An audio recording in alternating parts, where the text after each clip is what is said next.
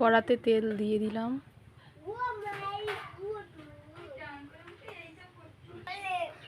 তারপর তেলটাকে ভালো করে নাড়ানাড়ি করে নিলাম।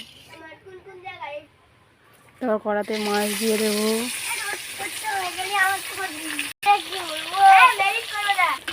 লাল লাল করে ভাজা হয়ে গেছে। এই মাছ ভাজা হয়ে গেছে, মাছ ভাজা তুলে নিয়েছি। কড়াতে আর পেঁয়াজ দিয়ে দিলাম।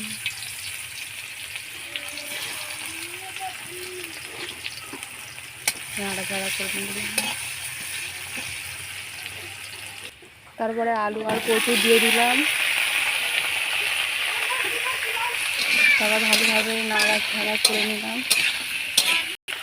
তারপর গুঁড়ো লঙ্কা দিয়ে দিলাম, আবার হলুদ দিয়ে দিলাম, তারপর নুন দিয়ে দিলাম। ভালো করে নাড়াচাড়া করে নিলাম।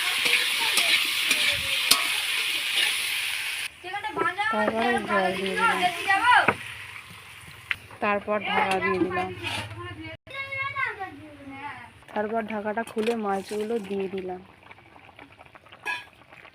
মাছগুলো দিয়ে আমি একটু ভেজে নিলাম। তারপর তরকারিটাকে নামিয়ে নিলাম। কেমন হয়েছে বলে জানাও।